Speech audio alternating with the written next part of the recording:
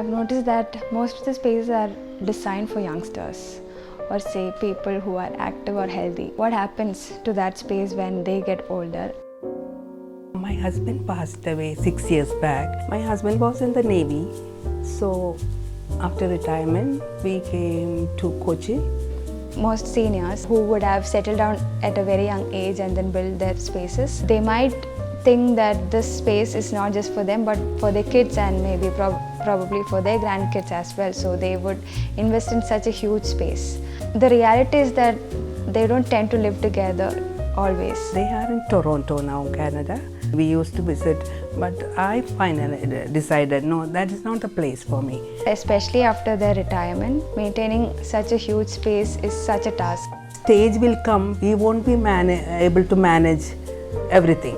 Independence is one important factor when it comes to senior. There isn't much we need to do to make it senior friendly, just the basics. Doorknobs, which are mostly round, they are very much difficult for seniors, especially who's got arthritis.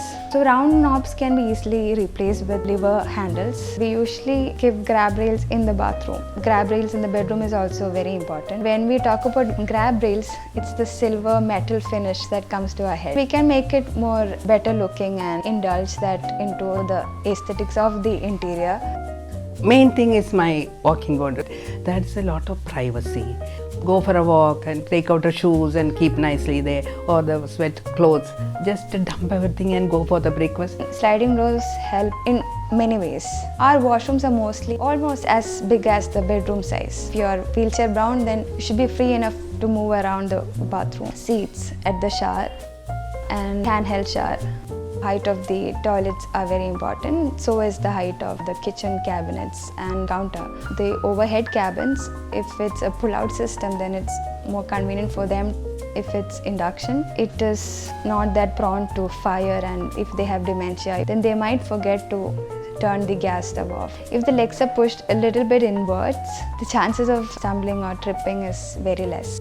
We mostly provide warm lights, but when it comes to reading, they prefer white lights over warm light. Rather than having direct lights, if it's diffused, it's more better. Fruit lamps given at the most used spaces, their bedroom or the way to their bathrooms. It's not just to lead them, but to demarcate the floor and the wall.